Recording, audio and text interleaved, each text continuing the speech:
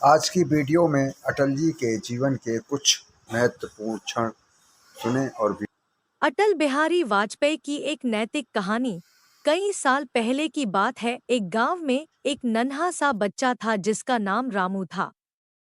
रामू बड़ा ही सच्चा और ईमानदार बच्चा था। उसके माता पिता ने उसे हमेशा यह सिखाया कि ईमानदारी से जीवन जिए और किसी की मदद के बिना कभी नहीं हारें। एक दिन गांव में अटल बिहारी वाजपेयी जी का भ्रमण हुआ। रामू ने सुना और उनके सम्मुख जाकर उनसे बात करने का साहस किया।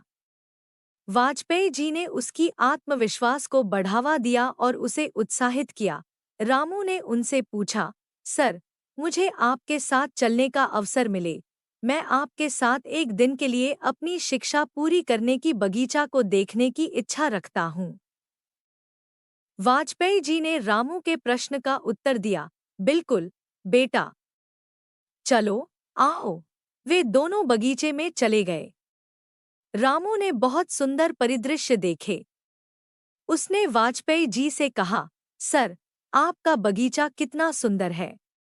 यहाँ इतने सारे फूल हैं और एक से बढ़कर एक सुंदर पौधे हैं।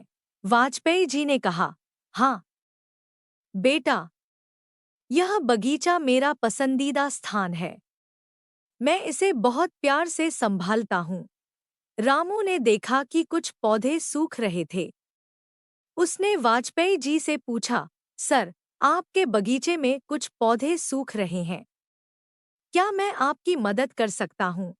वाजपेयी जी ने मुस्कुराते हुए कहा, बिल्कुल बेटा, तुम मेरी मदद कर सकते हो।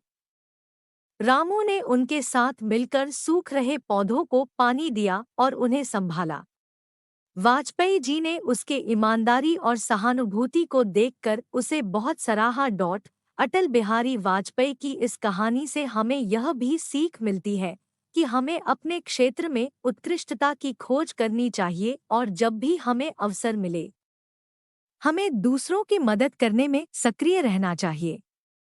यह न केवल हमें अपने आसपास के लोगों की सहायता करने का मौका देता है, बल्कि हमारे आत्मविश्वास और आत्मसमर्पण को भी मजबूत करता है। अटल बिहारी वाजपेयी ने अपनी जीवनी में यही महत्वपूर्ण सिद्धांतों का पालन किया और उन्होंने न केवल अपने जीवन में बल्कि भारतीय राजनीति में भी एक अद्वितीय और महान प्रेरणा स्रोत बने। तथा इस कहानी से हमें यह भी सीखने को मिलता है कि सच्चाई, ईमानदारी और दया हमेशा सफलता की कुंजी होती है। अटल बिहारी वाजपेयी जैसे महान नेता ने हमेशा यही माना और अपने जीवन में उन्होंने इसे अमल में लिया।